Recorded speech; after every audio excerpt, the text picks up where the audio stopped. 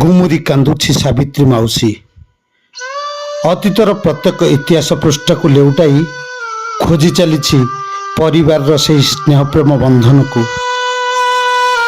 ଅବେଳାରେ ଏକୁଟିଆ କରି ମରଦଟା ଚାଲିଗଲା ପରେ ଭିଣ୍ଡିଆ ପୁଅଟା ମଧ୍ୟ ଆଖିକୁ ଅନ୍ଧ କରି ଆରପାରିକୁ ଚାଲିଗଲା।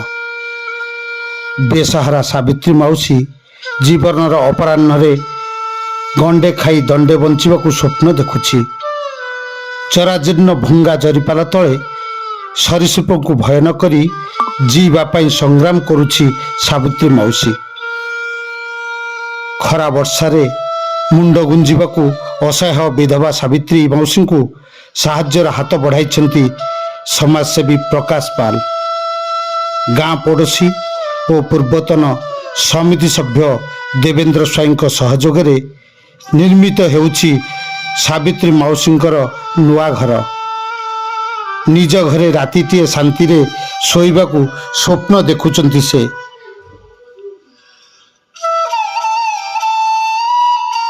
କାଳିଆ ସାନ୍ତଙ୍କ ନିକଟରେ ଡୋରି ବାନ୍ଧିଛନ୍ତି। କେବେ ସାକାର ହେବ ତାଙ୍କ ସେଇ ସ୍ୱପ୍ନର ତାଜମହଲ।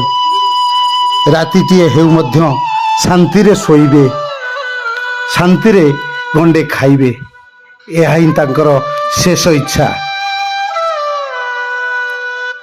ଆଖି ସ୍ୱେଚ୍ଛାସେବୀ ଅନୁଷ୍ଠାନ ପକ୍ଷରୁ